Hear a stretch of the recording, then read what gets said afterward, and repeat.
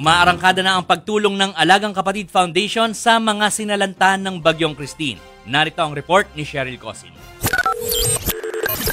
Mainit na lugaw at food packs bilang reserba. Yan ang bitbit ng Alagang Kapatid Foundation sa pagsaklolo sa mga kapatid natin sa Dinapigue, Isabela kahapon. Pagdating ng team, baha pa rin sa ilang lugar doon. Pero sulit ang biyahe dahil nahatira ng tulong ang mga bakwit sa Dinapigue Elementary School at Dinapigue National High School.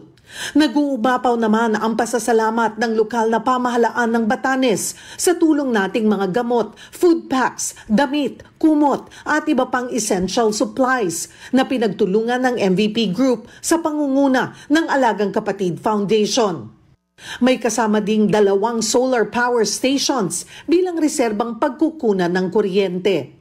Samantala, 2 truck na puno ng relief goods ang papunta ngayon ng Bicol Region upang magbigay din ng tulong sa mga kapatid nating nasalanta ng Bagyong Christine. Bukas pa rin po ang Alagang Kapatid Foundation sa mga nais magbigay ng tulong sa mga kapatid nating nasalanta ng Bagyong Christine. Pwede po ninyong i-scan ang QR code na nakikita sa inyong screens para makapag-donate sa Maya app at sa iba pang online payment apps. Pwede nyo rin pong idiretso ang inyong cash donations sa mga bank account na nasa inyong mga TV screen.